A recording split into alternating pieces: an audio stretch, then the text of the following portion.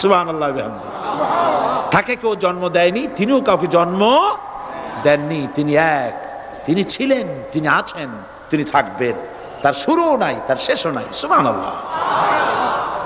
এই আল্লাহ রাব্বুল আলামিন তার পরিচয় আয়াতুল কুরসি সার্বভৌমত্বের পরিচয় দিয়েছে, আল্লাহর পরিচয় দিয়েছে। আল্লাহ তিনি খালিক। মানব সৃষ্টির এবং পৃথিবীর সৃষ্টির ইতিহাস ঘাটলে মানুষের যদি কিসমত ভালো থাকে তাহলে আল্লাহর সান্নিধ্য, আল্লাহর অস্তিত্ব সম্পর্কে জ্ঞান তাকে আল্লাহ পাক দান করে দেন। সুবহানাল্লাহ। পৃথিবীর সৃষ্টির ব্যাপারে বুদ্ধিজীবীরা কি বলছেন দেখুন। পৃথিবীর সৃষ্টির ব্যাপারে বিজ্ঞানীরা বলছেন যে এই পৃথিবী এরকম ছিল না। তো কি রকম ছিল? এইটা সূর্যের পাশ থেকে একটা উজ্জ্বল শক্তিশালী জ্যোতিষ্ক দারুণ ফোর্স নিয়ে যাচ্ছিল।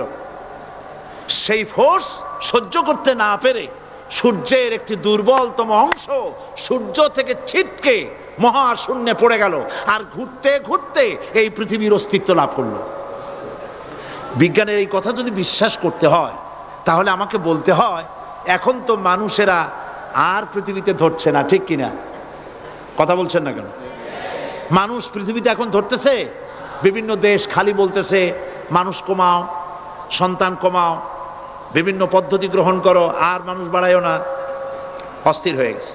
তো মানুষের পদবরে পৃথিবী এখন ভর্তি।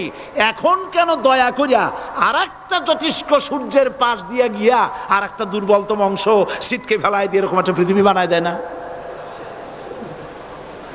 তার অর্থ হচ্ছে দুর্ঘটনার মধ্য দিয়ে যা হয় তা কখনো মানুষের গ্রহণযোগ্য হয় না, আর যা কিছু গ্রহণযোগ্য তা সবই পূর্ব পরিকল্পনা প্রসূত।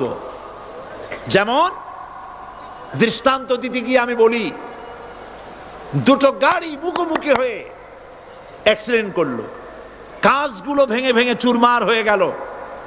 এই মুহূর্তে চশমায় লাগানো যায় এরকম একটা সাইজ করা কাঁচ পাওয়া যাবে কি? পাওয়া যাবে?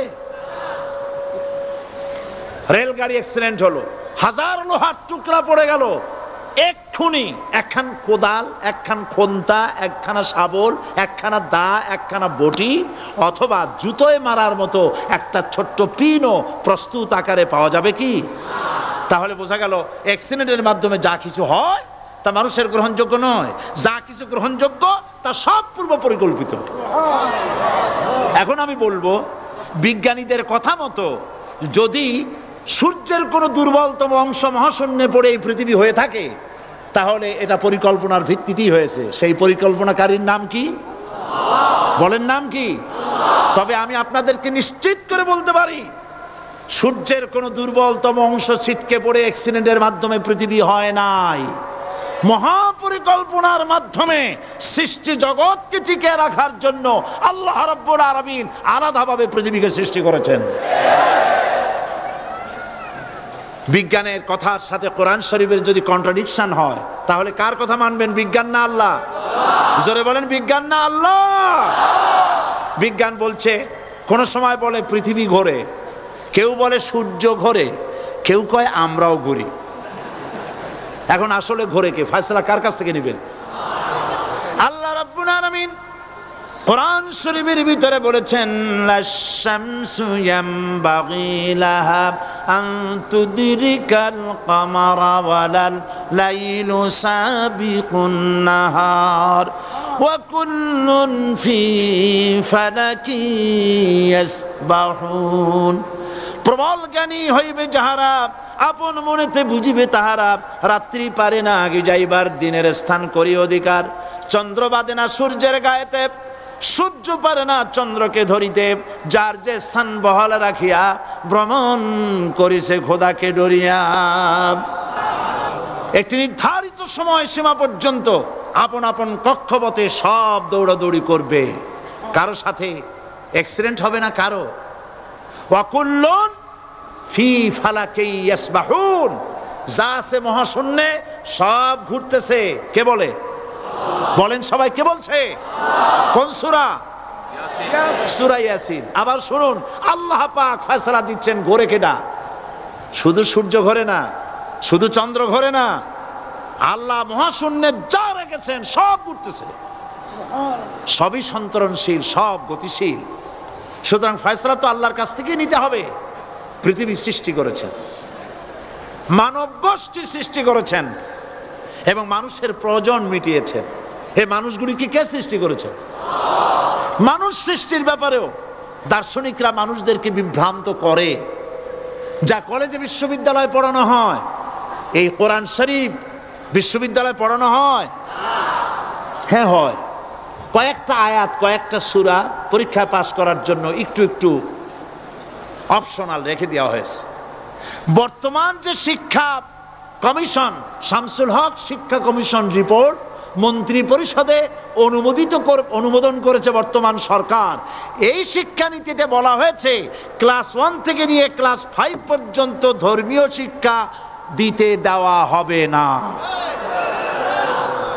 তাহলে ক্লাস 5 পর্যন্ত যদি ধর্মীয় শিক্ষা না থাকে, তাহলে ক্লাস 6-7-এ ওঠার পর আলিফ জাওরা বাজাবরবা আনাকুম জানাকুম ছেলেরা পড়বে?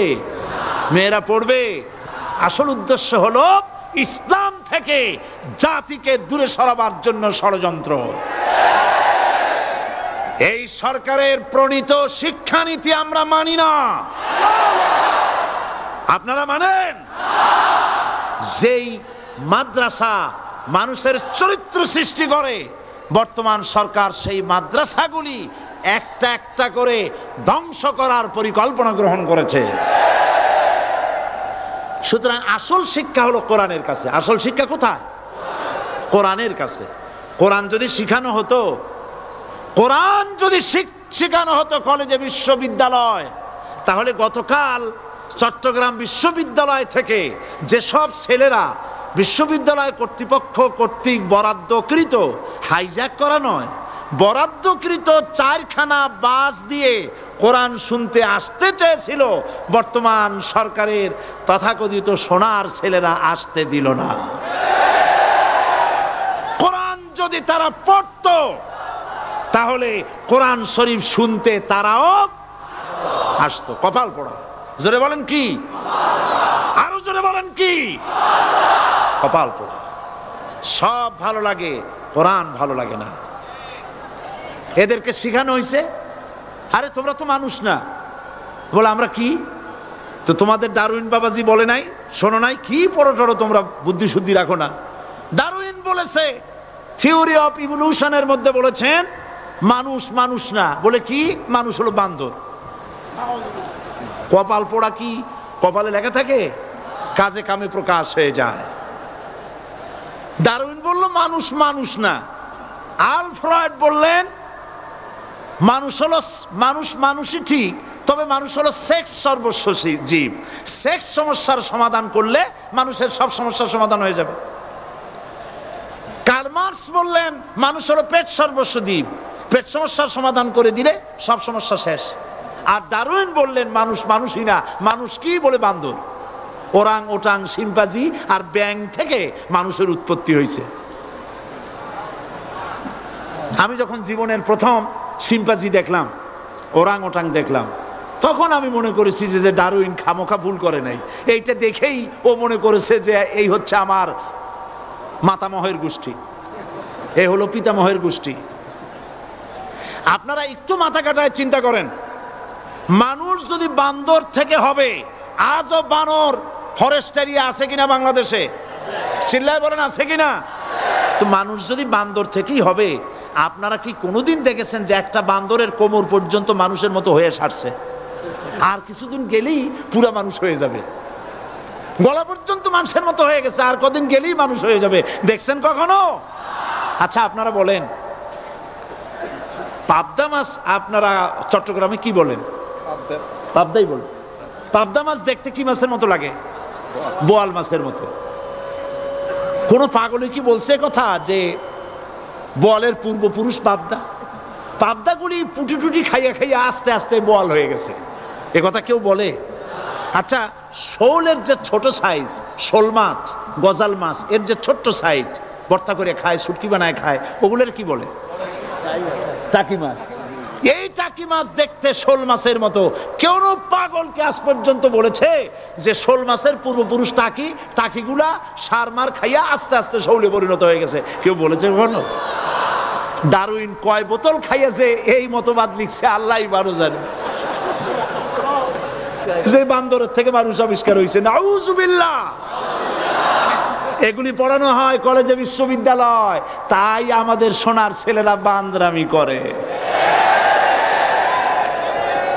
ওদের যদি পড়ানো হইতো তোমরা বান্দরের গোষ্ঠী নও, তোমরা মানুষ, মর্যাদা কার বেশি, বান্দরের না মানুষের? এ পৃথিবীর প্রথম মানুষকে আদম আলাইহিস সালাম। আদম হইছেন কি দিয়ে? মাটি দিয়ে। আল্লাহ রাব্বুল আলামিন যিনি মানুষ সৃষ্টি করেছেন, তিনি কোরআন শরীফের ভিতরে বলে দিয়েছেন, আমি প্রথমেই বলেছি, আপনারা লক্ষ্য করুন, এই কোরআন তাবিজের কিতাব নয়, এই কোরআন তদবিরের কিতাব নয়, ঝাড়ফুঁকের কিতাব নয়। কোরআন হলো পৃথিবীর মানুষের জন্য কোড অফ লাইফ, পূর্ণাঙ্গ জীবন বিধান। সব কিছু আল্লাহ পাক কোরআনের ভিতরে বলে দিয়েছেন, কোনো জিনিস বাদ দেন নাই। আপনি আমি কেমনে সৃষ্টি হয়েছি আল্লাহ পাক কোরআনের ভিতরে বলেছেন, ইন্না খালাকনাকুম মিন তুরাবিন সুম্মা মিন নুতফাতিন সুম্মা মিন আলাকাতিন সুম্মা মিন মুদগা। নিষ্প্রাণ মাটি দিয়ে তোমাকে উৎপন্ন করা হয়েছে, নিষ্প্রাণ মাটির উপাদান দিয়ে তোমাকে তৈরি করা হলো। মায়ের পেটের ভিতরে এক ফোঁটা নাপাক পানি জমাট রক্তে পরিণত হয়ে গেল, জমাট রক্ত আস্তে করে গোস্ত পিণ্ড হলো, গোস্ত পিণ্ডকে সুন্দর করে সাজায়া হাড্ডি গুড্ডি বানায়া স্ট্রাকচার তৈরি করে তার উপরে ফাকাসাউনাল ইযামা লাহমা, চামড়া দিয়ে গোস্ত দিয়া সাজায়া সুন্দর করে বানালাম। আল্লাহর পরিচয় শুনুন, আল্লাহ আমার কেমন আল্লাহ।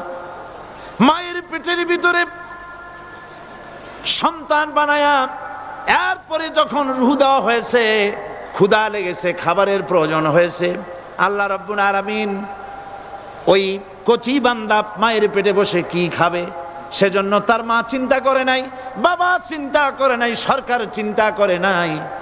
আল্লাহ রাব্বুল আলামিন মায়ের মাসিক অসুখকে বন্ধ করে দিয়ে সন্তানের নাভির সাথে আর মায়ের নাভির সাথে তার লাগায়া, পাইপ লাগায়া মায়ের মাসিক অসুখের রক্তগুলি দিয়ে সন্তানকে বড় বানালেন।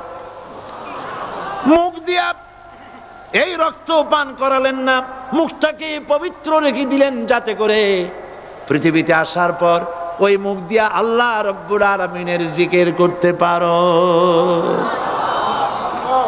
সন্তান মায়ের ভিতরে পেটের ভিতরে বড় হলো, আল্লাহ রাব্বুল আলামিন বলেন মাস দিন যখন পুরা হয়ে গেল, সুম্মা নুখরিজুকুম তিফলা, বাচ্চার আকারে পৃথিবীতে নিয়ে আসলাম। এখন খাবা কি?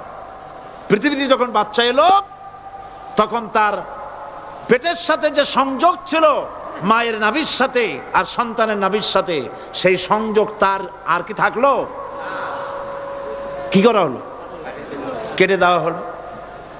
লক্ষ্য করুন, খাবারের জন্য একটি মাত্র পাইপ আল্লাহ লাগাইছিলেন, পৃথিবীতে সন্তান আসার সঙ্গে সঙ্গে পাইপটা কেটে দেওয়া হলো।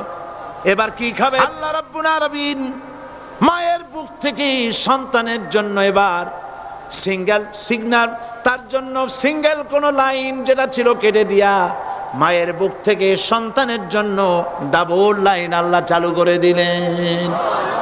এমন দুধ বানায় দিলেন যা শুধু খাবার নয়, শুধু ফুড ভ্যালু নয়, এই দুধের ভিতরে ক্যালসিয়াম, এর মধ্যে ভিটামিন, এর মধ্যে আয়রন, এর মধ্যে মেডিসিন। দুনিয়ার এই সন্তান ছিল ফি কারারিম মাকিন, সুরক্ষিত জায়গার ভিতরে ছিল, কোনো পলিউশন সেখানে যেতে পারতো না, রোগের জার্ম সেখানে যেতে পারতো না। দুনিয়ায় এলো দূষিত আবহাওয়ার ভিতরে, এই সন্তানকে এখনই অ্যান্টিবায়োটিক খাওয়ালে পরে অসুবিধা হবে। আল্লাহ রাব্বুল আলামিন মায়ের দুধের ভিতরে ঔষধ দিয়া রোগের প্রতিষেধক বানায়া দিলেন। এ হলো আমার আল্লাহ। এ আমার কে? আল্লাহ। জোরে বলেন আল্লাহ। আল্লাহ আল্লাহ রাব্বুল আলামিন মায়ের দুধ দিয়ে সন্তানকে বড় করলেন আর শোনায় দিলেন, খবরদার এই মায়ের সাথে এই বাপের সাথে নাফরমানি করবি না। মা বাপের জন্য আমার কাছে দোয়া করবে, রব্বির হামহুমা কামা রাব্বায়ানি সাগীরা। সবাই পড়েন আমার সাথে, রব্বির হামহুমা কামা রাব্বায়ানি সাগীরা। আল্লাহ পাক শিখাই দিলেন বান্দারে আমার কাছে দোয়া করায়, আল্লাহ আমার মা বাপ আমাকে ছোটবেলায় যেভাবে স্নেহের কোলে লালন পালন করেছে, এইভাবে আমার মা বাপদের তোমার রহমতের কোলে লালন পালন করো। মনে থাকবে ভাইরা? বলেন মনে থাকবে? প্রত্যেক নামাজের পরে মা বাবার জন্য দোয়া করবেন, বেঁচে থাকুক আর মরে যাক, দোয়া করবেনই। মনে থাকবে? রব্বির হামহুমা কামা রাব্বায়ানি সাগীরা। আবার পড়েন, রব্বির হামহুমা কামা রাব্বায়ানি সাগীরা। আল্লাহ পাক মায়ের মর্যাদা এত বাড়াইছেন, সাহাবী প্রশ্ন করেছে, ইয়া রাসূলুল্লাহ খেদমত করব কার? হুজুর বলেন তোমার মায়ের, তারপরে কার? তোমার মায়ের, তারপরে কার? তোমার মায়ের, তারপরে কার? তোমার পিতার। বাপের চাইতে মায়ের মর্যাদা আল্লাহ 3 গুণ বাড়াইয়া দিলেন, 3 গুণ বৃদ্ধি করে দিলেন। হাদিস শরীফে এসেছে, হযরত আবী হুরায়রা রাদিয়াল্লাহু তাআলা আনহু রাসূলের কাছে এসে রাতের বেলায় কাঁদতেছিলেন। হুজুর প্রশ্ন করলেন, আবু হুরায়রা কাঁদো কেন? হযরত আবু হুরায়রা বলছেন, হুজুর মা আমাকে মেরেছে। তিনি প্রশ্ন করলেন, আচ্ছা মা তোমার মারলো কেন? তুমি কি কোনো বেয়াদবি করছো? তিনি বললেন না। তবে মারলো কেন? হযরত আবু হুরায়রা বলেন, ইয়া রাসূলুল্লাহ আপনার খেদমত থেকে বাড়ি ফিরতে আমার দেরি হয়ে গিয়েছিল। গভীর রাত্রে যখন বাড়ি গেছি, মা আমাকে প্রশ্ন করলেন, বাবা দেরি হলো কেন, কোথায় ছিলি?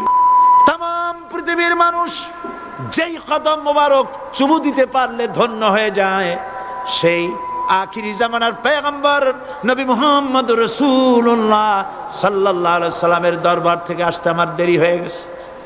ইয়া রাসূলুল্লাহ আমার মা আপনার নাম শুনে তার গা জ্বলে উঠল, তিনি কাফের মুশরিকা।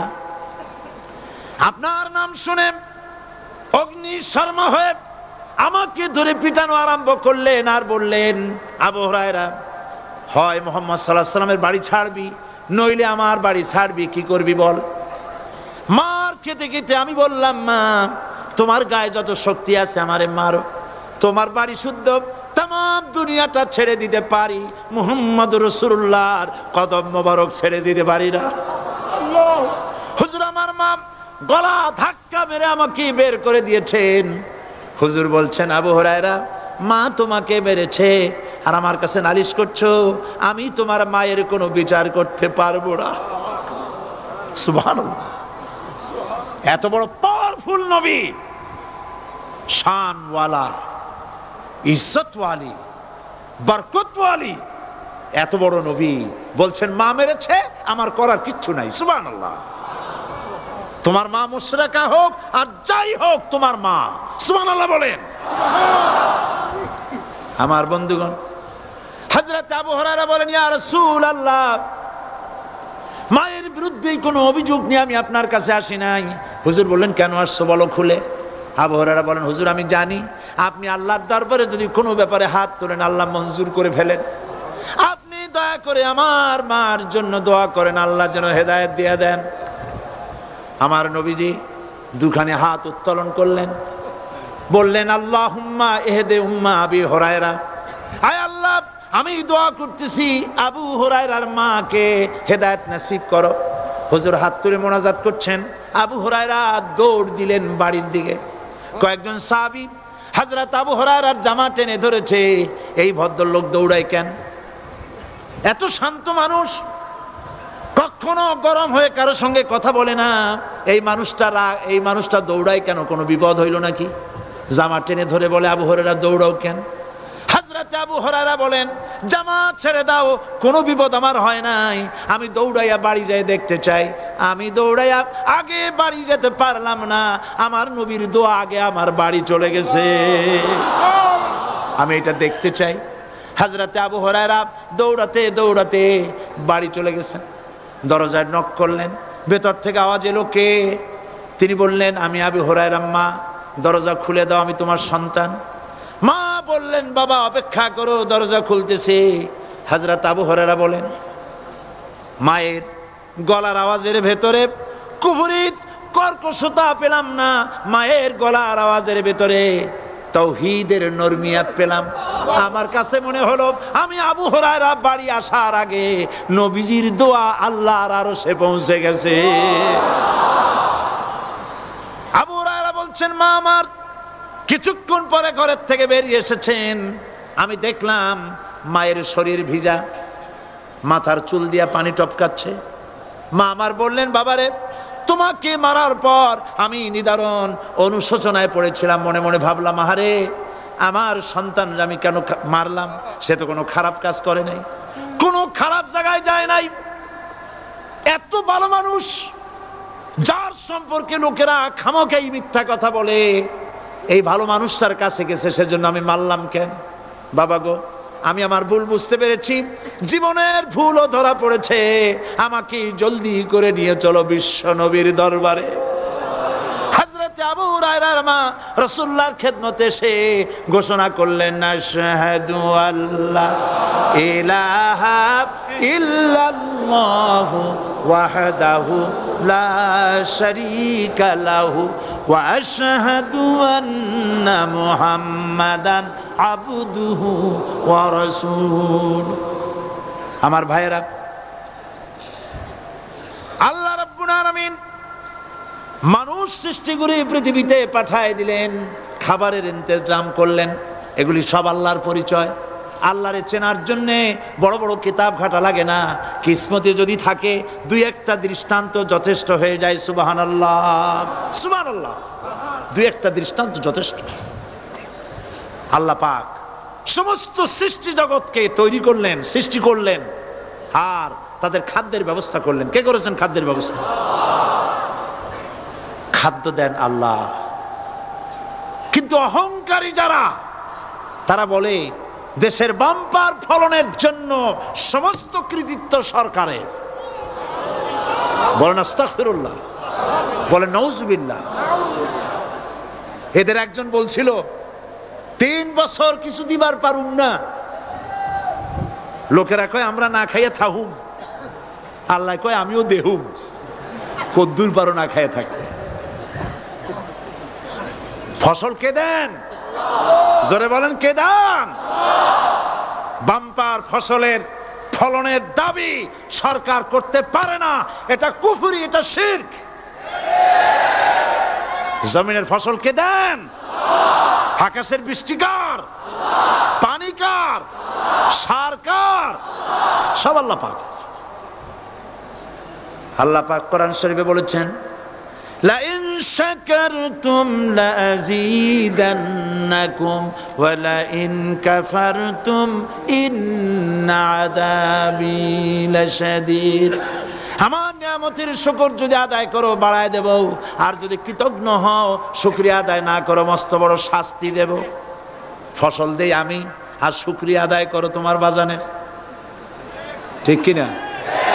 শুকরিয়া আদায় করে কার? বাজানের। একটা লোকের, একটি মানুষের যেই প্রশংসা এই সরকার করলো, বিগত 4.5 বছর ধরে একটা মানুষের যত জিকির করলো, প্রশংসা করলো, ছবি টানাইলো, যদি এতটা জিকির, এতটা স্মরণ আল্লাহ রাব্বুল আলামিনের করত, ওদের জন্য আল্লাহর জান্নাতের দরজা খোলা হয়ে যেত। প্রশংসা করবে কার? চিল্লায় বলুন, আল্লাহ পাকের প্রশংসা করো। খেতে দেওয়ার মালিক তিনি। আল্লাহ পাক বলছেন, আল্লাহকে তার পরিচয় আল্লাহ তুলে ধরেছেন, ওয়ামা মিন দাব্বাতিন ফিল আরদি ইল্লা আলাল্লাহি রিজকুহা। এই পৃথিবীর ভিতরে এমন কোন বিচরণশীল জীব নাই যার রিস্কের দায়িত্ব আমি আল্লাহ গ্রহণ করি নাই। সুবহানাল্লাহ বলবেন না? রিস্কের দায়িত্ব কার হাতে? আচ্ছা দেখুন তো, পৃথিবীর সমস্ত সরকারের কাছে বিভিন্ন মন্ত্রণালয় আছে না? খাদ্য মন্ত্রণালয় বলে কোনো মন্ত্রণালয় আছে কিনা? আছে। খালি কয় খামু আর খামু।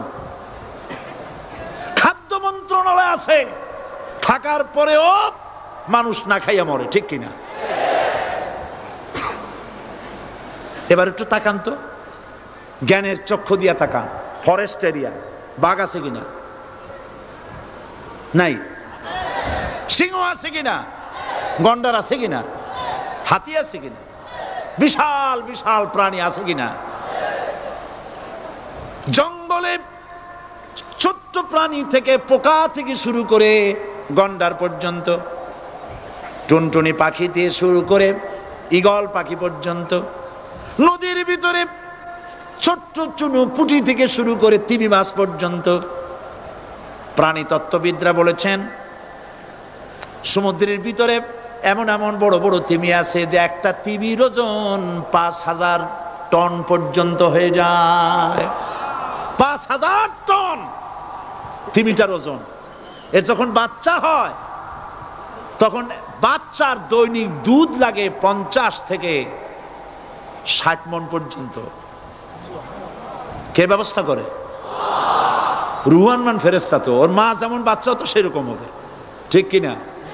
কে দেয় খাবার? এবার দেখেন তো, আপনার দেশের এই জঙ্গলে কত হাতি আছে। হাতিরা মিছিল করে আসছে যে আল্লাহ আমাদের এখন আর খাইতে যেতে দিতে পারে না, বাংলাদেশের গভর্নমেন্ট কিছু দাও। আসছে না, খাইয়া ক্ষুধার জ্বালায় হাতি মরেছে, বাঘ মরেছে, সিংহ মরেছে। এর কোনো দৃষ্টান্ত আছে? ক্ষুধার জ্বালায় আকাশের উড়ন্ত পাখিরা ছটফট করে মারা গেছে, দৃষ্টান্ত আছে? নদীর মাছেরা ক্ষুধার জ্বালায় ভেসে উঠেছে, না খাইয়া মরে গেছে, দৃষ্টান্ত আছে? মহান আল্লাহ রাব্বুল আলামিন কোরআন শরীফের ভিতরে বলেছেন অনেক প্রাণী এমন আছে যারা তাদের খাদ্যকে সঞ্চয় করে না, খাদ্যকে জমা করে না, আহরণ করে না।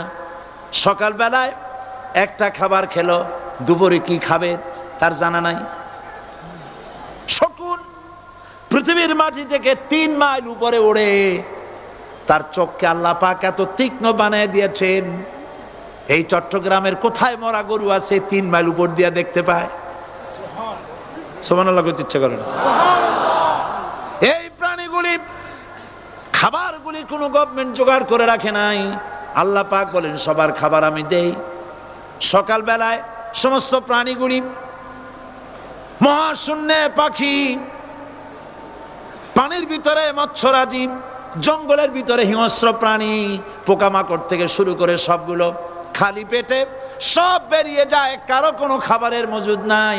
সন্ধ্যা হতে না হতে সমস্ত প্রাণীগুলির পেট ভরাইয়া আমি আবার যার যার ঘরে বিরায় দেই। ওয়ামা মিন দাব্বাতিন ফিল আরদি ইল্লা আলাল্লাহি রিজকুহা। সমস্ত প্রাণীর রিজকের দায়িত্ব আমি আল্লাহর হাতে। কে দেয় রিজক? জোরে বলুন, কে দেন? আল্লাহ পাক। কি খাবেন সব আল্লাহ জোগাড় করে দিয়েছেন। তরি তরকারি জোগাড় করেছেন, মাছ জোগাড় করেছেন, চাউল দিয়েছেন, খাবার দিয়েছেন, গোশত দিয়েছেন, সব দিয়ে দিয়েছেন। আল্লাহ রাব্বুল আলামিন সমস্ত জিনিস দিয়ে মানুষকে আল্লাহ পাক তার জন্য আল্লাহ সব করেছেন। খালাকালাকুম মা ফিল আরদি জামিআ। এই পৃথিবীতে যা তৈরি করেছে সব তোমার জন্য। এ হচ্ছে আমার আল্লাহ, এ হচ্ছে আমার কে? আল্লাহ। সে আল্লাহ পাক বলছেন, আল্লাহর পরিচয় তিনি স্রষ্টা, তিনি রিজেক দাতা। এবার আইনদাতা কে? আইনদাতা কে? আরো জোরে বলুন। আইনদাতা আল্লাহ হচ্ছে আল্লাহর পরিচয়। ইনিল হুকমু ইল্লা লিল্লাহ আলা লা লাহুল খালকু ওয়াল আমর, সৃষ্টি যার, আইন চলবে তার। আমার দেশে আল্লাহর আইন চলছে? আমাদের দেশের কল কারখানা, ক্ষেত খামার, অফিস আদালত আল্লাহর আইন অনুযায়ী চলে? চলে না। বরং আল্লাহর আইনকে মুছে ফেলার জন্য, নিজেদের আইন সৃষ্টি করার জন্য প্রচেষ্টা চালানো হচ্ছে। আল্লাহর আইন মানুষের জন্য সব থেকে বেশি উপযোগী, কারণ সৃষ্টি করেছেন কে? বলেন, কে করেছেন? আল্লাহ। প্রত্যেকটি মেশিন আপনি যা কিনবেন, রেডিও হোক, টিভি হোক, যে কোনো যন্ত্র হোক, গাড়ি হোক, তার সাথে একটা লিটারেচার, একটা বই তার সঙ্গে দিয়ে দেওয়া হয়। ওই বইয়ের মধ্যে লেখা থাকে এটা কিভাবে চালানো হবে, অপারেট করা হবে, তার সিস্টেম লেখা থাকে। আপনার ইচ্ছা মতো চালাইলে হবে না। এই মানব গোষ্ঠীকে সৃষ্টি করেছেন। এখন আপনি যদি আপনার আইন মতো চালান, তা কি চলবে? চলবে না। আপনি আপনার আইন মতো চালাচ্ছেন, ভালোভাবে চলতেছে? চলতেছে না। স্বরাষ্ট্রমন্ত্রী বলতেছেন সন্ত্রাসীদেরকে মাটির তলা থেকে খুঁজে বের করা হবে, কিন্তু নাকের উপর দিয়া ব্রিফকেস চুরি হয়ে যায়, উনি তা ধরতে পারেন না। এই হলো আইন। অনাবরত খুন হচ্ছে, অনাবরত সন্ত্রাসী তৎপরতা চলছে, আর ওনারা বলছেন আগের থেকে এগুলি চলে আসছে, একজনের খুনের বিচার না হইলে এরকম খুন তো হইতেই থাকবে। তাহলে খুনকে, হত্যাকে, সন্ত্রাসকে সরকার জাস্টিফাইড করছেন। নাউযুবিল্লাহি মিন যালিক। এই জন্য আইন হতে হবে আল্লাহর। আইন হতে হবে কার? চিল্লায় বলেন, আল্লাহ পাকের আইন হতে হবে। আমি একদিন পার্লামেন্টে বলেছিলাম, আমার দেশের নেতা নেত্রীরা বারবার হজ করতে যান, উমরা করতে যান, সেখান থেকে আসার সময় কি আনেন? আতর, পাথর, সুরমা আর খুরমা, এই কিছু নিয়ে আসলেন। কিন্তু আমি বলেছি, আপনারা কি কিছু চোখে দেখেন না? পার্লামেন্টে এইভাবে বক্তৃতা করেছে, কিছু চোখে দেখেন না? আমি প্রশ্ন করে আমি আবার জবাব দিচ্ছি,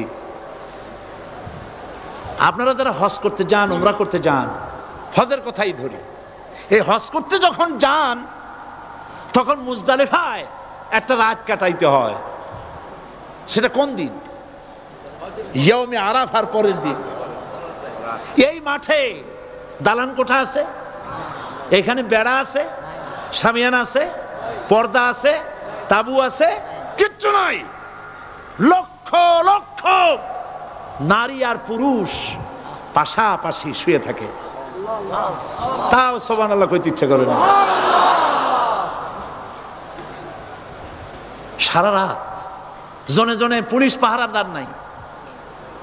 কিরকম মেয়ে লোক, চাঁদের সৌন্দর্য হার মানায় দিতে পারে, এরকম সুন্দরী, এরকম সুন্দরী নারী, সুদর্শন পুরুষ পাশাপাশি রাস্তার ধারে মরুভূমির ভিতরে সারা রাত কাটাচ্ছে। ইয়ৌমে আরাফার পরের রাতটা একটা রাত পুরা। এভাবে চলতেছে বছরের পর বছর, শতাব্দীর পর শতাব্দী, সহস্রাব্দীর পরে সহস্রাব্দী। আমি প্রশ্ন করি, পৃথিবীর ইতিহাসে কেউ কি এমন কথা বলতে পেরেছে, লিখতে পেরেছে যে মুজদালিফার রাতে সেখান থেকে 10টা নারী হাইজ্যাক হয়েছে, 5টা নারী লাঞ্ছিত হয়েছে? বলতে পারবে? গভীর রাত্রে পুরুষ সঙ্গী ছাড়া সুন্দরী রমণী, যুবতী রমণী একাকিনী নিজের ঘর ছেড়ে আল্লাহর ঘরে তওয়াফ করতে আসে। তওয়াফ সেরে তাহাজ্জুদের নামাজ পড়ে আল্লাহর কাছে মোনাজাত করে একা একা হাজার হাজার লাখো পুরুষের ভিতর থেকে আপন ঘরে ফিরে যায়। কারো বাবার হিম্মত নাই একবার তাকায় সে তো রূপ উপভোগ করার জন্য আবার তাকায়, অথবা তার আঁচল ধরে টান মারে। আছে ইতিহাস? কথা কন না কেন? সুন্দরী একটা মাইয়া মক্কা থেকে মদিনা থেকে পাওয়া যায় না, 15 দিন হয়ে গেছে। হয়েছে কখনো? এবার জবাব দেন, কেন হয় না? কেন হয় না? আমার দেশের মেয়েরা রাস্তা দিয়ে হাঁটতে পারে না। হাই স্কুল মেয়েদের কলেজ যখন ছুটি হয়, তথাকথিত সোনার ছেলেরা গেটের সামনে এতিমের মতো কাড়ায় থাকে। অনবরত হাইজ্যাক হচ্ছে, ধর্ষণের সেঞ্চুরি হচ্ছে। আর ওখানে হয় না কেন? ওখানে হয় না এই কারণে, এই কোরআনের আইন আল্লাহ রাব্বুল আলামিন যে আইন দিয়েছেন, ওখানে আইন বলবৎ আছে নাকি? আছে কিনা? কোন পুরুষ কোন নারীকে ধর্ষণ করেছে যদি প্রমাণিত হয়, সে যদি ফাহাদের ছেলে হয় আর ফাহাদের মেয়ে হয়, কোরআনের শাস্তি হলো পাথর মেরে উড়াইয়া দাও। তাকে জানিয়ে দেওয়া হবে রেডিও টিভির মাধ্যমে, জেনাকারের ব্যভিচারীর শাস্তি হবে। চতুর্দিকে হাজারো লোকেরা দাঁড়াবে, হাতে পাথর নিয়ে, পাথর মেরে তাকে তার গোশত হাড্ডি বাতাসের সাথে উড়ায় দেবে। একজন মানুষ আর একজন মানুষকে খুন করলো, এই আসামি ধরা পড়ে গেল, কোরআনের শাস্তি হলো যখন ধরা পড়বে প্রমাণিত হবে, যেমন ভাবে হত্যা করেছে ওরেও হত্যা করো। এই দৃশ্য, এই আইন যদি বাংলাদেশে যদি এই আইন চালু হয়ে যেত, খুনের আসামি ধরা পড়েছে জেনার আসামি, প্রকাশ্য ময়দানে এলো, সাক্ষী প্রমাণে কোর্টে প্রমাণিত হলো সত্যি সে খুনি। এই বিশাল আউটার স্টেডিয়ামের মাঝখানে খুনি কি দাঁড় করাও, চতুর্দিকে হাজারো লাখো মানুষ থাকুক, রেডিও টিভির ক্যামেরা কার্যকর হবে, পত্র পত্রিকার সাংবাদিকরা আসবে, তরবারির এক আঘাতে খুনির কল্লাটা উড়ায় দাও, দেহটা নিঃসার হয়ে জমিনে পড়ে যাবে। এই দৃশ্য যারা দেখবে স্বচক্ষে, রেডিওতে, পত্র পত্রিকায়, আর 1 বছরের ভেতরে খুন করার হিম্মত কারো কলিজায় উঠবে? জেনাকারের পাথর মেরে উড়িয়ে দেওয়ার শাস্তি যদি চোখে কেউ দেখে, জেনা করার পুলক আর জাগবে? এটা নাম আল্লাহর আইন। এই আইন কার? এই আইন যতদিন পর্যন্ত বাংলার মানুষের, মুসলমানদের উপরে কার্যকরী না হচ্ছে, এই দেশে কার্যকরী না হবে, ততদিন পর্যন্ত হত্যা, ধর্ষণ, খুন বন্ধ হবে না। বন্ধ হবে। সুতরাং এই আইন হচ্ছে কার? আরো জোরে বলেন, আল্লাহ রাব্বুল আলামিন। মহান আল্লাহ রাব্বুল আলামিনের এই আইন অনুযায়ী যদি দেশ চলে, মানুষ শান্তি পাবে, চুরি বন্ধ হবে, ডাকাতি বন্ধ হবে, জেনা বন্ধ হবে, হত্যা ধর্ষণ বন্ধ হয়ে যাবে। নবীজি এমন একটি আইন চালু করে দিয়ে, কোরআনের বিধান চালু করে দিয়ে এমন একটা সমাজ চালু করেছিলেন, যেই সমাজ সম্পর্কে হুজুর নিজে বলেছেন, খায়রুল কুরুনে কারনি, সর্বশ্রেষ্ঠ যুগ হলো কার যুগ? আমার যুগ। সুবহানাল্লাহ বলেন। রাসূলের যুগ হলো সর্বশ্রেষ্ঠ যুগ। সেই কোরআন, সেই হাদিস আজও আছে না নাই? বলেন জোরে, আজও আছে না নাই? সেই কোরআন এবং সুন্নাহ দিয়ে দেশ শাসন হোক, এটা কি আমরা চাই? কারা কারা চাই? 2 হাত উঁচু করে দেখা।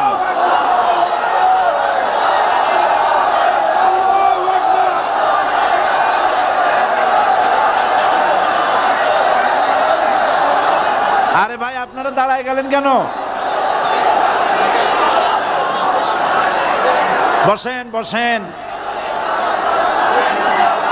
আমি তো একটা স্লোগান দিতে বললাম, হাত দেখতে চাইছি আমি, মাথা দেখতে চাই নাই।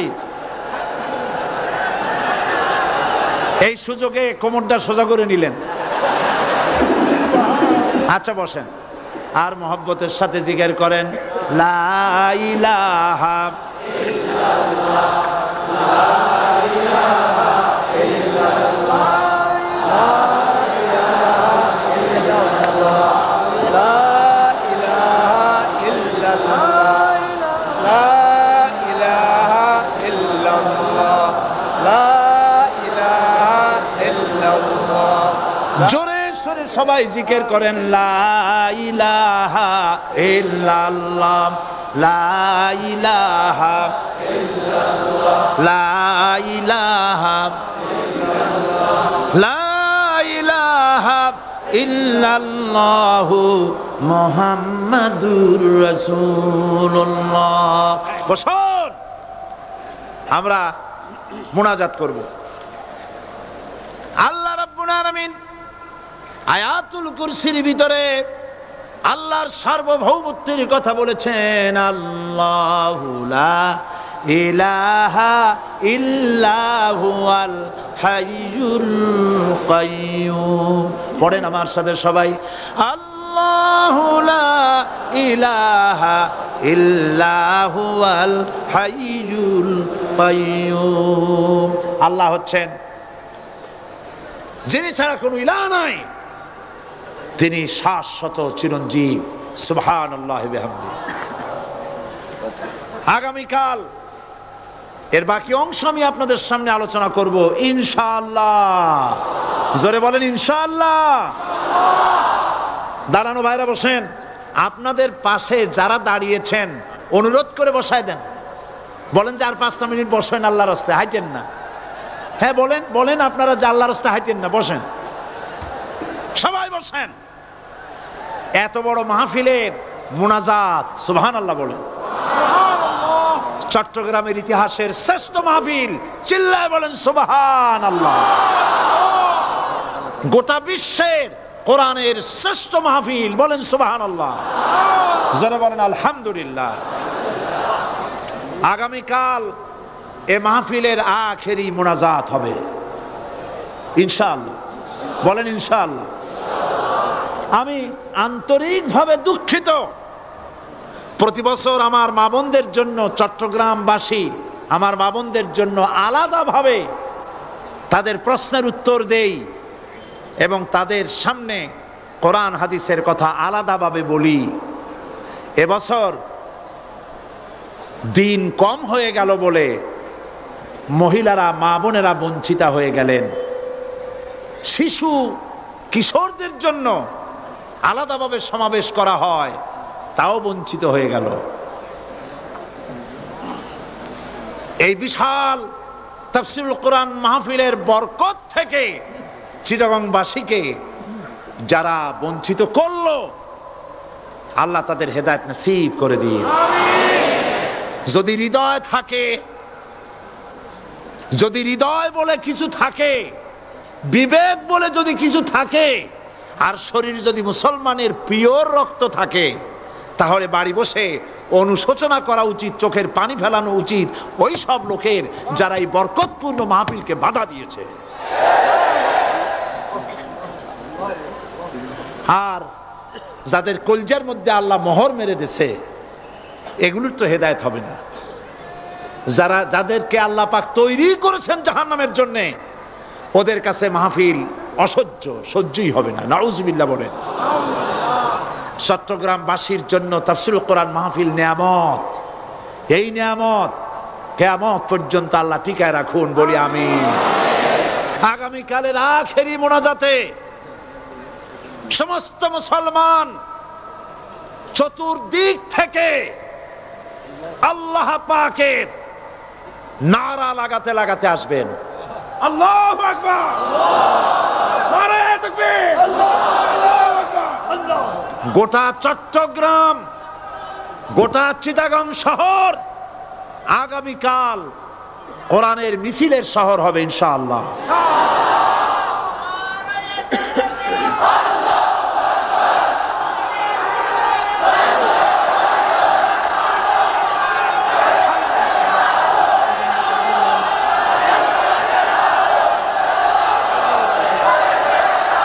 কতজন?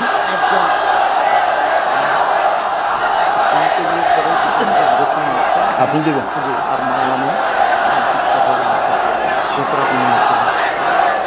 বন্ধুগণ, আজকে কোরআন শরীফের তাফসীর শুনে ইসলামের প্রতি আকৃষ্ট হয়ে 8 জন অমুসলিম ভাই ইসলাম কবুল করার জন্য এসেছেন।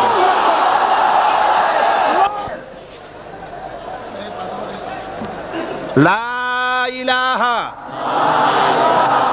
ইল্লাল্লাহু মুহাম্মাদুর রাসূলুল্লাহ। আল্লাহ ছাড়া কোনো ইলাহা নাই, মাবুদ নাই। মুহাম্মদ সাল্লাল্লাহু আলাইহি ওয়াসাল্লাম আল্লাহর প্রেরিত রাসূল। আশহাদু আল্লা ইলাহা ইল্লাল্লাহু ওয়াহদাহু লা শারীকা লাহু ওয়া আশহাদু আন্না মুহাম্মাদান আবদুহু ওয়া রাসূলুহু। আমি সাক্ষ্য দিচ্ছি আল্লাহ ছাড়া কোনো ইলাহা নাই, মাবুদ নাই, উপাস্য নাই। তিনি এক, তিনি একক, তার কোনো অংশীদার নাই। আমি আরো সাক্ষ্য দিচ্ছি মুহাম্মদ সাল্লাল্লাহু আলাইহি ওয়াসাল্লাম আল্লাহর বান্দা এবং তার প্রেরিত রাসূল। সকলকে বলো আসসালামু আলাইকুম। আপনারা সবাই জবাব দেন। আজ গতকালের ৭, আজকের ৯। আলহামদুলিল্লাহ, আমাদের এই ভাইরা এখন নিষ্পাপ বেগুনাহ। আমাদের এই নবাগত ইসলামে দীক্ষিত নিষ্পাপ মুসলমানদের সাথে আমি আপনাদের পক্ষ থেকে আলিঙ্গন করছি।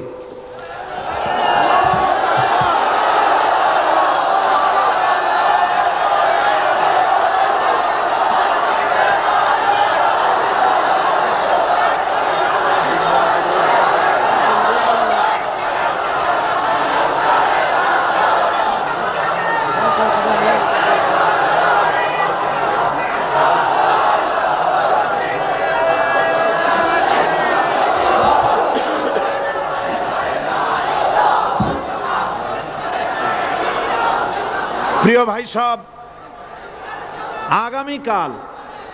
আগামীকাল আপনারা দলে দলে চতুর্দিক থেকে আল্লাহ পাকের বড়ত্ব, মহানত্ব, শ্রেষ্ঠত্বের ঘোষণা দিতে আসবেন। আল্লাহর বড়ত্ব, বিরাটত্ব, মহানত্ব আর শ্রেষ্ঠত্বের ঘোষণা দিতে হয় কিভাবে? আল্লাহু আকবার। সবাই জোরে বলেন, আরো চিল্লায় বলেন।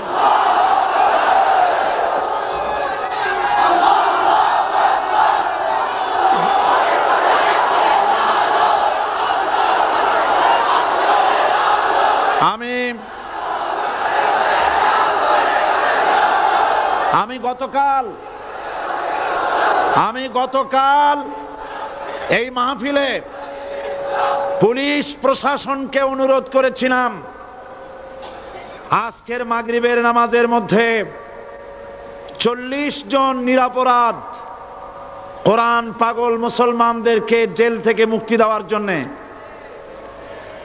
আপনারা তামসা মনে করবেন না। পুলিশ কমিশনার সাহেব, মুসলমানদের ঈমান নিয়ে, আগুন নিয়ে খেলা করবেন না। রাজশাহী এবং চট্টগ্রাম এক জিনিস নয়। আপনি রাজশাহীকে নির্যাতন করে এসেছেন, আমাদের কাছে সে হিসাব আছে। আপনি চট্টগ্রামের যদি এই মুসলমান ছেড়ে না দেন, আপনার মৃত্যু হবে, পাগল হয়ে মরবে।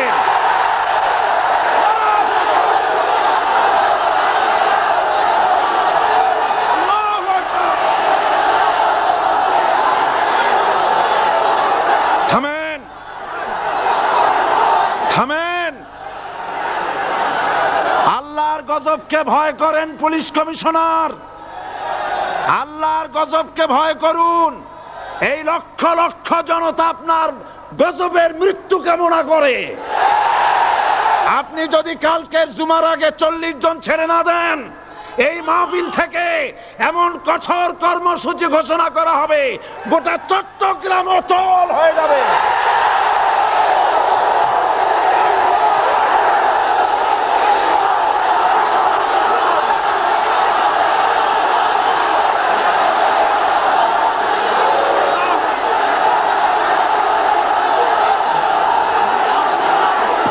বসুন, বসুন। বাংলাদেশটাকে হিন্দুস্তান ভাববেন না, বাংলাদেশ হিন্দুস্তান হবে না, বসনিয়া হবে না। আপনাদের মতো দু চারটা দুরাচার পুলিশ কমিশনার একটা গভর্নমেন্টকে জনবিচ্ছিন্ন করার জন্য যথেষ্ট। আল্লাহ আপনাদেরকে হেদায়েত করুন। মুসলমানদের দুশমন, আল্লাহ এদেরকে হেদায়েত করুন। পাগলামি করবেন না, আল্লাহর গজবকে ভয় করুন। আল্লাহ পাক, আল্লাহ পাক মুসলমানদেরকে ধৈর্য ধরার তৌফিক দান করুন। সবাই বলেন আমিন। আল্লাহ পাক মুসলমানদেরকে ধৈর্য ধরার তৌফিক দান করুন, বলেন আমিন। আমি আজ আপনাদের খেদমতে আরজ করি, আগামীকাল দলে দলে কোরআনের তাফসীরের মাহফিলের মোনাজাতে শরীক হন। আল্লাহ তৌফিক দান করুন। সমস্ত রকমের উস্কানির মোকাবেলায় শান্ত থাকবেন, ধৈর্য ধরবেন। রাজি আছেন? রাজি আছেন? আল্লাহ পাক আপনাদেরকে সকলকে ধৈর্য ধরার তৌফিক দান করুন। আমরা অত্যাচারের মোকাবেলা করব ঈমানি শক্তি দিয়ে ইনশাআল্লাহ। মোনাজাত করে যাওয়ার সময় আপনারা যতগুলি লাইব্রেরি আছে, অনেকগুলি বইয়ের দোকান আছে, কালকেও বলা হয়েছে, আজকেও বলছি, আপনারা যাওয়ার সময় বইগুলি খরিদ করে নিয়ে যাবেন। বিশেষ করে ফুরফুরা পীর সাহেবের দরবারের বড় আলেম মুহাদ্দিস মুফতি আল্লামা সাঈদ আহমদ মুজাদ্দিদি সাহেবের কোরআন ও সুন্নাহর ফায়সালায় মুসলমান কিভাবে কাফের হয় বইটি পাওয়া যাবে। তারপরে খুররাম মুরাদ সাহেব রহমতুল্লাহ আলাইহ, তার লেখা রাসূল সাল্লাল্লাহু আলাইহি ওয়াসাল্লামের জীবনের কিছু উজ্জ্বল ছবি লাইব্রেরিগুলিতে পাওয়া যাবে। রিয়াজুস সালিহিন, এখানে রিয়াজুস সালিহিন এবং জামিয়া তিরমিজি, এই সমস্ত বই ঢাকা থেকে এসেছে। আল্লাহ আপনাদেরকে কেনার তৌফিক দান করুন। সবাই বলেন আমিন। কোরআন শরীফের তাফসীর কিনবেন, কিতাব কিনবেন, এগুলি আপনারা খরিদ করে নিয়ে যাবেন। জুমাবার আর একটি পত্রিকা জুমাবার, আহলুস সুন্নাতুল জামাতের মুখপত্র চট্টগ্রামের, এই পত্রিকাটি মাওলানা শামসুদ্দিন সাহেব আপনাদেরকে খরিদ করার জন্য অনুরোধ জানাচ্ছেন। এবং মা বোনেরা আগামীকাল মাগরিবের পরে স্টেডিয়ামে আসবেন ইনশাআল্লাহ। আপনাদের কথাবার্তা শোনানো আগামীকাল শোনাবো ইনশাআল্লাহ, আলাদাভাবে শোনানো যাবে না। তবে বিভিন্ন প্রশ্নের যে সব জবাব দেওয়া হয়েছে এগুলো বইয়ের আকারে আছে, আপনারা নিতে পারবেন। আর যেহেতু পুরা 5 দিন আমি সময় পাই নাই, সেই জন্য আয়াতুল কুরসির তাফসীর 5 দিন ধরে করার জায়গায় মাত্র 3 দিনে করা এটা আদৌ সম্ভব নয়। এই জন্য সৌদি আরবের শ্রেষ্ঠ আলেম শায়েখ মোহাম্মদ বিন সালেহ আল উসাইমিন তার লেখা তাফসীর আয়াতুল কুরসি, যেটাকে আমি এডিট করেছি অনুবাদ হওয়ার পর, আয়াতুল কুরসির তাফসীর সমস্ত বুক স্টলগুলিতে পাওয়া যাবে। আপনারা খরিদ করবেন, পড়বেন এবং এর দ্বারা হেদায়েত গ্রহণ করবেন। আল্লাহ পাক সকলকে তৌফিক দান করুন। আর যাওয়ার সময় ইসলামী সমাজ কল্যাণ পরিষদের এই মাহফিলের বিশাল খরচের জন্য আপনারা সহযোগিতা করে যাবেন। ওমান থেকে লোকেরা টাকা পয়সা পাঠাচ্ছে, সেখানে যারা চট্টগ্রামের বিভিন্ন জায়গার যারা কাজবাজ করে তারা পাঠাচ্ছেন। সৌদি আরব থেকে, কুয়েত থেকে, কাতার থেকে, যে যে জায়গার থেকে যতটুকুন পারতেছে সাহায্য করতেছে। কিন্তু সবচাইতে বড় দায়িত্ব হচ্ছে 30,000 টাকা পাঠিয়েছে আমার লাগবে। ওমানের ভাই বোনেরা সাহায্য করেছেন, সেজন্য তারা দোয়া চেয়েছেন। আল্লাহ যেন তাদের নেক কামনা পুরা করেন, আমরা বলি আমিন। তো এখন মোনাজাত হবে, আপনারা ভুলে যাবেন না, আপনারা সবাই এই মাহফিলের জন্য সাহায্য করে যাবেন। এবং আগামীকালের মাহফিলে পাগল হয়ে মৃত্যু হলে সম্মানিত শুনছেন, মৃত্যু হবে সেটা সেটা বলতে হবে। পাগল একজন প্রশ্ন করেছেন, পুলিশ কমিশনার আগামীকাল মরবে, এরকম কথা আমি বলি নাই। এরকম কথা বলছি নাকি? বলছি? উল্টাপাল্টা কথা শুনবেন না। বলেছি কোরআন পাগল মুসলমানদেরকে আপনি জেলে আটকায়ছেন এবং আপনি আপনার চাকরির প্রমোশনের জন্যে, সরকারের দৃষ্টি আকর্ষণের জন্যে চট্টগ্রাম তাফসীর মাহফিলের বন্ধ করার সব থেকে বড় ভূমিকা আপনি পালন করেছেন। সুতরাং আপনি যদি তওবা না করেন আর ওই 40 ব্যক্তিকে যদি ছেড়ে না দেন, আল্লাহর গজবে পাগল হয়ে মরবেন। এই কথা আমি বলেছি। উল্টাপাল্টা বলবেন না, লিখবেনও না।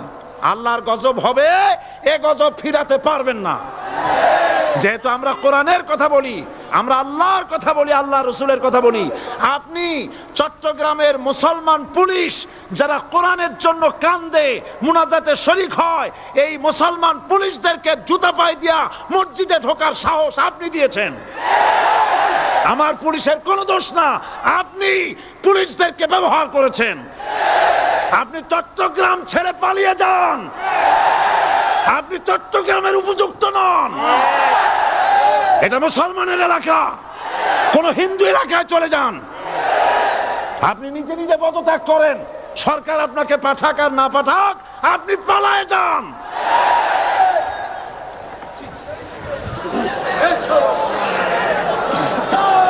আল্লাহুম্মা আমিন। রব্বানা যালামনা আনফুসানা ওয়া ইন লাম তাগফির লানা ওয়া তারহামনা লানাকুনান্না মিনাল খাসিরিন। হায় আল্লাহ তাআলা, লক্ষ লক্ষ মুসলমান নরনারী দীর্ঘক্ষণ ধরে কোরআনের কথা আমরা শুনেছি। আল্লাহ তুমি দয়া করে মেহেরবানি করে আমাদের জিন্দেগির গুনাহ মাফ করে দাও রব্বুল আলামিন। আমাদের মা বাপ যারা কবরে শুয়ে আছেন, কবরগুলি কি জান্নাতের টুকরা বানায় দাও। আয় আল্লাহ তাআলা, কোরআনের মাহফিলে যারা বাধা দেয়, কোরআন শুনতে যারা বাধা দেয়, কোরআনের মাহফিলে যারা 144 দ্বারা জারি করে, কোরআনের পাগল মুসলমানদেরকে মসজিদে ঢুকে যারা পিটায়, আল্লাহ কোরআন শুনবে বলে জেলখানার ভিতরে আটকায় রাখে, আল্লাহ আজকে বলতেছি তাদেরকে তুমি হেদায়েত নসিব করে দাও। আজকে দোয়া করি তাদেরকে হেদায়েত নসিব করে দাও। আল্লাহ তাদের কঠিন কঠিন পাথরের মতো কলিজাকে আল্লাহ তুমি নরম বানায় দাও। মুসলমানদেরকে মহব্বত করার মতো তৌফিক দান করে দাও।